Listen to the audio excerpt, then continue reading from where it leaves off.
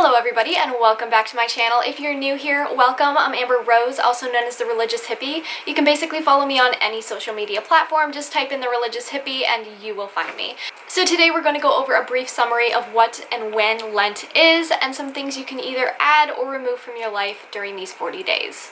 So Lent is something I like to call a repentance boot camp. It goes for 40 days and it starts on Ash Wednesday, and this year Ash Wednesday is on February 17th. And it goes until Easter Sunday. Lent is really a time when we repent and prepare for the resurrection of Christ on Easter Sunday. Now there are 3 pillars to Lent, and that is prayer, fasting, and almsgiving. Lent is an amazing time to discern what God's path is for you, to better yourself, and to really just grow in holiness. It is such an amazing time of prayer, fasting, and growing in relationship with Christ. Now with all of that being said, we're going to go over 50 things you can give up for Lent and 50 things you can add to Lent. I know during this time a lot of people get confused about what they should be giving up, what they shouldn't be giving up. I didn't even know you could actually add things to Lent. I thought it was just something you could just give stuff up for. And because I'm in the Fiat 90, as you guys know, I'm basically already giving up sugar and, secular music and TV and everything. So this year I'm going to be adding stuff for Lent. But here are some ideas for you guys, and let me know what you guys are adding or giving up for Lent in the comments below. Now, because there are so many, I'm not going to go into detail in every single one. There are some that do need more of an explanation, so I will explain those when they pop up. But other than that, I'm just going to read them off from my little list here. So let's get into it. Alcohol, TV, cursing, social media, judging others, sugar, adding things to your coffee and tea, like honey, milk, sugar. You get the point. Giving up hot showers, fast food, unnecessary shopping, so like clothes shopping, shoe shopping, only shop for the necessities like toiletries, food, etc. Negativity. This could be negative self-talk, just in general being negative in everyday life, whatever it might be. Dressing immodestly. This goes for men as well. Arguing, staying up late, sleeping in, snacking, makeup, or at least less than what you would normally wear on a daily basis. Control. Now this one's hard for a lot of men, but specifically for me, I'm a very controlling person. I like things done my way, and that is that. If you are one of those people who is more like a control freak, everything needs to be done exactly the way you want it, try giving up control for a little bit. If your boyfriend wants to cut the onion a different way than you usually do it, let him do it. Just little stuff like that. I know it can be really difficult, but it's a really great thing to practice. Okay, moving on. Giving up listening to secular radio or music. Complaining. That's a big one for me. Lust. This includes masturbation, pornography, looking at people lustfully. If you need help with this, Covenant Eyes is a really great organization that can help you with that. All right, number 22, worrying. Bottled water. This is really important because bottled water affects the environment so badly, but also I always have my pink 32-ounce water bottle, refillable water bottle that I carry around with me everywhere, and it really ensures that I'm getting the hydration I need, but I'm also not polluting, so that's super important. Number 24, giving up baths. Using filters on pictures and selfies, especially on Snapchat, because they distort your face on the selfie cam. It's crazy. Texting. Littering, vanity, which you can give up vanity by wearing less makeup. You can do it by not looking in the mirror as often, not talking about yourself, and not taking selfies, things like that. Sarcasm, gluten. Technically, I'm supposed to be eating gluten-free, so this actually would be a good one to add for me. Your favorite food, pizza, chicken, mac and cheese, etc. Your time. Volunteer, so help at a soup kitchen, maybe help a neighbor out, go grocery shopping for someone, babysit for a friend for a weekend if they need the weekend off, etc. Video games, or just like gaming apps on your phone and other devices. I'm just going to count that as 2 because that makes more sense. So gaming apps on your phone. Ice. This one was weird. I know a lot of people don't think about this, but not putting ice in your drinks or anything like that, that's a pretty good sacrifice, I would say, because I think we're so used to just having ice cold drinks all the time and things like that. It would be a good thing to give up if you're used to having ice cold drinks. Giving up wearing colorful colors. So basically no vibrant colors, it would be all neutral colors. Give up parking close to your destination. Give up a meal. Don't do this though if you're afraid of triggering a mental disorder or an eating disorder of any type. You don't have to do this, but giving up breakfast or lunch for those of us who do intermittent fasting or things like that is really not a big deal, and it's really great in our prayer life. But definitely don't do it if you have a history with eating disorders or anything like that. Give up magazines, celebrity news, and the latest gossip. Responding to mean comments. Give up heat in the car, give up jealousy, give up binge watching or listening to TV shows, YouTubes, podcasts, audiobooks, etc. Give up single-use plastics, so like straws, bags, saran wrap, things like that.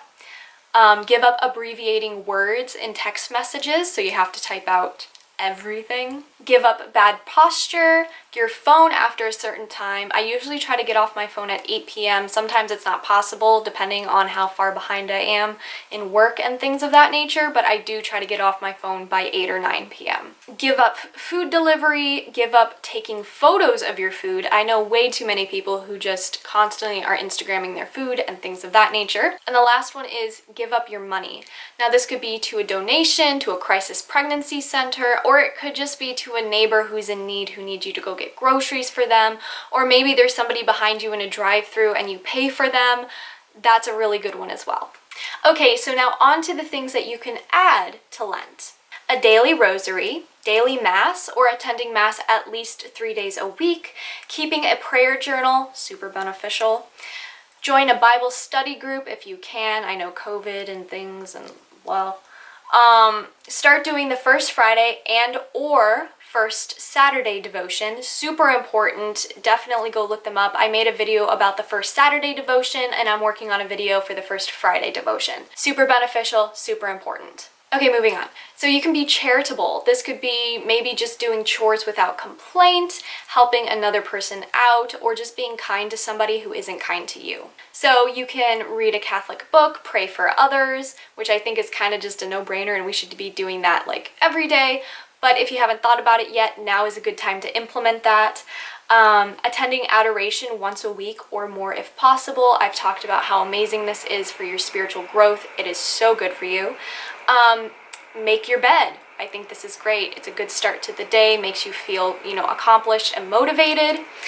Tidy as you go. Again, when we work in a clean space, we are more motivated and more willing to get things done. And I don't know if it's just me, but I know when my space is cluttered or just messy and things, I'm sluggish. I don't want to do anything. I don't even want to clean it. And so when you tidy as you go, you don't have to wait for things to pile up and then have to do that whole deep clean at the end of the week.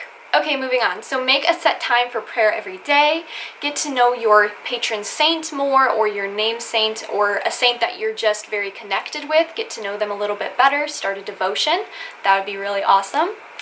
Invite a friend to go to Mass with you, even if they're not religious or maybe they're not Catholic. It's still a great thing to do. Send letters of encouragement to people. I think a lot of times, like, sending letters is a long lost art form. We should start sending letters again. You can start arriving 15 minutes early to Mass and staying an extra 15 minutes after Mass. You can start decluttering. There's this thing where you give up one item for 40 days. So basically every single day you give up one item. So at the end of the 40 days on Easter Sunday, you have 40 items to give away to charity or to donate to Goodwill, whatever you want to do with them. You can start kneeling while praying. So I know a lot of people like to pray in their bed or in a chair or something like that. If you are able to, you can start kneeling when praying. Make a meal for someone. This is super amazing. People love home-cooked meals. Visit local churches and shrines. Take some friends with. Make it like a pilgrimage. I know how to speak. Make care packages for homeless or for people in need. So that would include like toiletries, food, water, socks, stuff like that.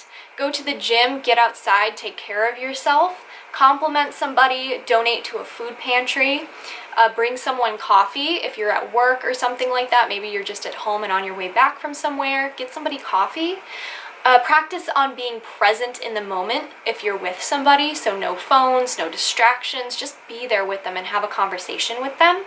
Examine your conscience nightly. It is so important that we do this, and I made a whole video about why it's important.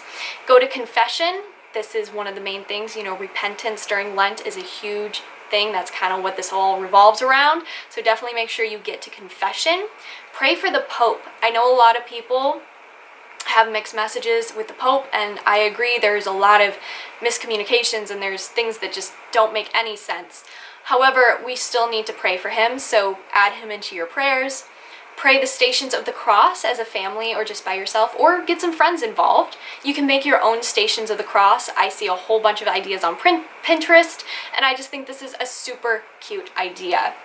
You can start meditating on the mysteries of the Rosary, all 15 mysteries. Help your local parish. Maybe they need food, maybe they need this repaired or that repaired. Whatever it might be, ask them if they need help with something. You can talk about and spread the faith, as I do on social media, or you can do it in a friend group in person, whatever suits you. Cover your hair as a devotion. I did this for a while. Unfortunately, my scalp had a bad reaction to the detergent or something that I washed my bandanas with, and I ended up getting really bad itchy scalp, so I had to stop. But it's still a great devotion, and I would love to try it again sometime. Pick up a new hobby, try something new. This could be cooking, baking, sports, art, music, whatever it might be. Eat more vegetables and fruit. This is super important because vegetables and fruit just have so much nutrients that we need. Start doing the Divine Mercy Chaplet. Relevant Radio does it at 3 p.m. Central Time, and I always pray along with them, so that's super helpful. Do an hour of relaxation before bed, so do a bubble bath, low lights, get a good book, prayer time, lemon water, tea, just take care of yourself. Watch a Catholic movie every night for 40 days. That's super fun. Get items blessed, like statues, medals, candles. I have blessed beeswax candles, and most everything in my room that is like a statue or a picture is blessed. If you aren't already, become enrolled in the Brown Scapular. This is an amazing devotion, and I always encourage those that are not already enrolled to become enrolled in the Brown Scapular. I will make a video about the Brown Scapular. I know that's been highly requested, and it's coming, I promise. But yeah, it's just a great devotion. Forgive those who do not deserve it. That's a big one. Accept defeat if it happens. So if you lose a promotion, or maybe you don't get the job you wanted, you got a bad grade or whatever, accept it and move on.